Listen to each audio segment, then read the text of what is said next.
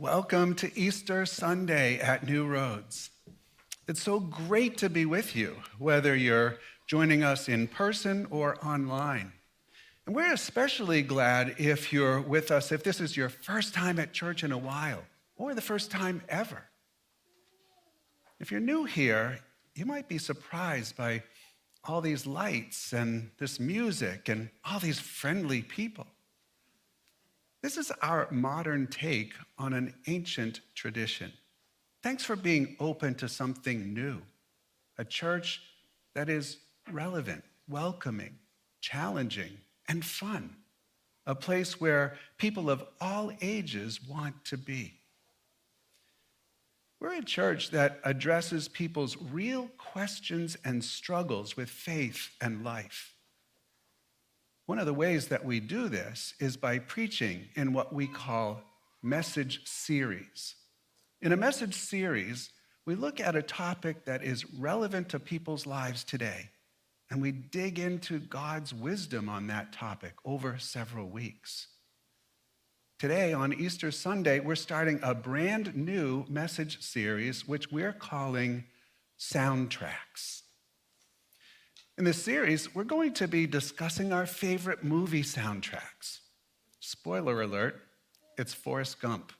Best soundtrack ever. I'm kidding. Not about Forrest Gump, though. That really is the best soundtrack ever. In this series, though, we aren't looking at movie soundtracks.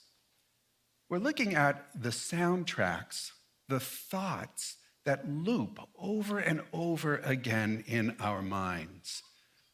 We're looking at our thinking. When we say soundtrack, we mean the collection of thoughts that we listen to on repeat. These are the thoughts we think so often that they almost become the background noise to our entire lives. The problem with many, even most of our thoughts, our soundtracks, is that they're broken soundtracks. Broken soundtracks aren't true. And yet we listen to them on repeat all day long. Thoughts like, I just can't change. Even if I try, I'll always be stuck.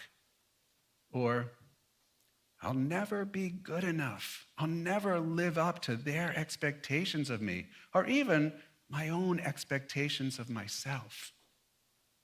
Or, I'll never be satisfied with my life.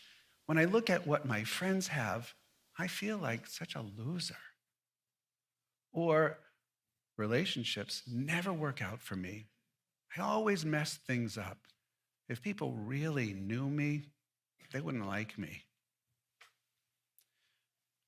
We all have broken soundtracks, negative thoughts that live on repeat in our minds. And over time, they can become huge roadblocks that prevent us from experiencing joy and peace. In the Bible, broken soundtracks are referred to as strongholds. It's intended to get our attention by giving us a picture like this: a military stronghold, a fortified place in a city with a wall 20 feet deep and 50 feet high. Sometimes prisoners were kept there. Our broken soundtracks are strongholds of deception. They are lies that imprison us, and their roots go deep. But why does our thinking, why do these strongholds or broken soundtracks really matter? Well, here's one way to put it. Our lives are always moving in the direction of our strongest thoughts. What we think shapes who we are and who we will become.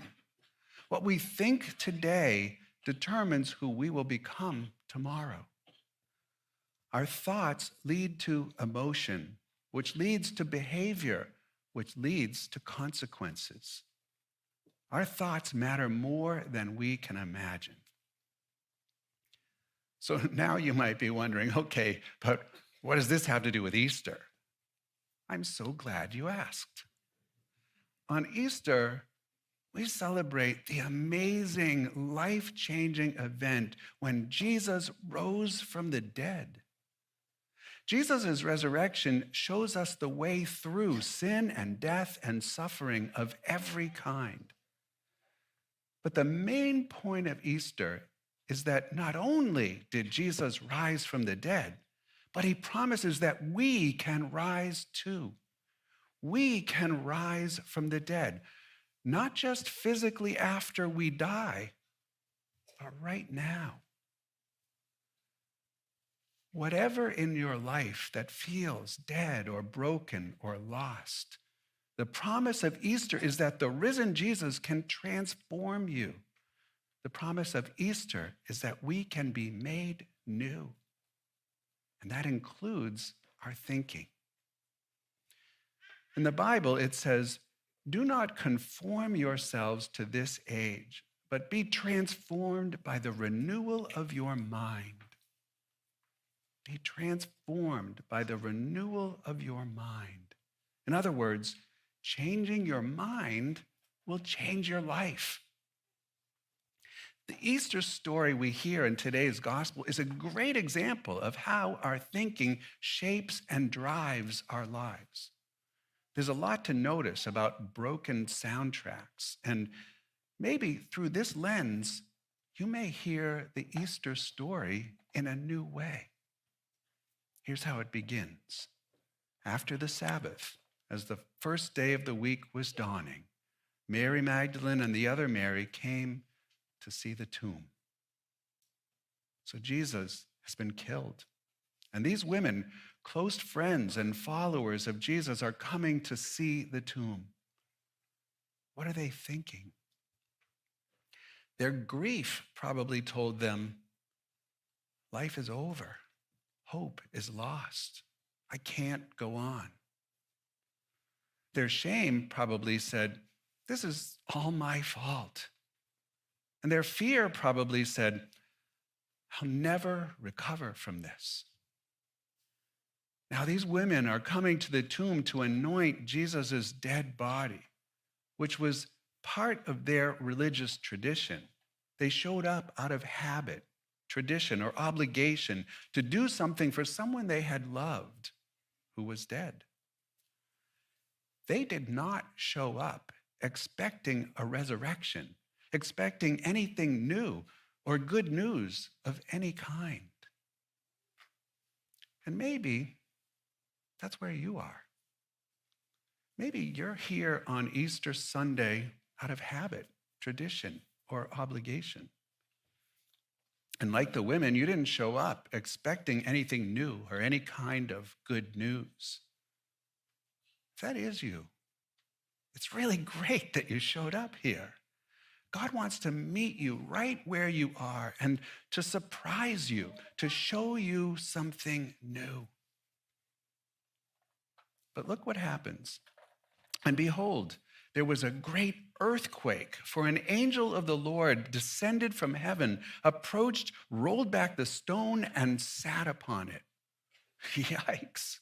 What are the women thinking now? Probably, let's get out of here. And then the guards were shaken with fear of him and became like dead men. Now, these were not just any guards. These were the biggest, toughest guards with the job of making sure that no one messed with Jesus' tomb. It's them, these big, tough guys who become like dead men. They faint. It's a helpful illustration to know that our thoughts impact our bodies. Did you know that the average person has more than 30,000 thoughts per day? And of those, the vast majority are negative thoughts. Some say a full 70%. According to researchers, the vast majority of illnesses that plague us today are a direct result of a toxic thought life. Let that sink in for a minute. So the big, tough guards, out of their toxic thoughts of fear, faint. And the story goes on. Then the angel said to the women in reply, "Do not be afraid. I know that you are seeking Jesus the crucified. He's not here, for he has been raised just as he said." So even though they don't faint, the women are also afraid. They're terrified. Who wouldn't be in this situation? So the angel right away says, "Do not be afraid." Well, that seems so trite, so easy to pass over. But many of our thoughts are based in fear. Fear that we'll be found out, fear that we won't measure up, fear that we aren't lovable. That's why the angel says to the women, "Do not fear." And that's why the number one repeated command in all of the Bible is, "Do not be afraid." The angel also tells them to come and see the place where he lay. Remember, they came here believing the lie that Jesus was dead. Coming to see for themselves that his dead body is no longer there is the truth, the reality that they needed to experience that begins to expose that stronghold as a lie. It forces them to process, explore, and to begin to understand something new. Then they went away quickly from the tomb, fearful, yet overjoyed, and ran to announce this to his disciples. The women are sent off to share this experience with the disciples. We too need to share and process our experiences with others if we're going to be open to a new way of thinking. We can't do it on our own. Notice how it says they are fearful, yet overjoyed. There's still fear, but there's also something new: joy, hope, anticipation. Something is changing, but it happens in stages. Transformation doesn't happen all at once or overnight, but over time. Finally, the story ends with, "And behold, Jesus met them on their way and greeted them." Jesus meets them on their way. And Jesus will meet us on our way as we identify the lies that we get stuck believing and we work to knock them down and discover the truth. Jesus will meet us in this process. So, what are your broken soundtracks? I have so many. What is one, maybe the biggest mental stronghold that's holding you back? I'm not good enough, or I can't trust the people around me, or I'm always going to battle with my weight, or I'm never going to be good with money, or I'll never be a good parent, or I'll never get past this addiction, or I'll never be in a job that's fulfilling. We have so many broken soundtracks. I'm challenging you to focus on just one of these broken soundtracks over the course of this series and to be specific about it. Write it down. Put it in the Notes app on your phone. This is not easy. Why would I challenge you to do this? Because you cannot defeat what you have not defined. You can't defeat what you do not define. Later in this series, we're going to help you to identify the specific truth that breaks down the stronghold. But first, we have to define that stronghold, see it, name it. Remember, your life is always moving in the direction of your strongest thoughts. If you want to truly change your life, you cannot just change your behavior. Even if you change your actions for a while, the original issues just reestablish themselves because we haven't gotten to the root of the problem, the lies we believe. Despite what you may have thought, despite what you may have been taught, Christianity is not about behavior modification. It's about life transformation. Jesus did not come to make bad people good. He came to bring dead people back to life. And it starts with our thinking. Transformation and new life is possible. It's available to us because the same power that raised Jesus from the dead is available to you and me. You have a supernatural resurrection, roll the stone away power to change your thoughts, to change your thinking, and to allow God to transform your life.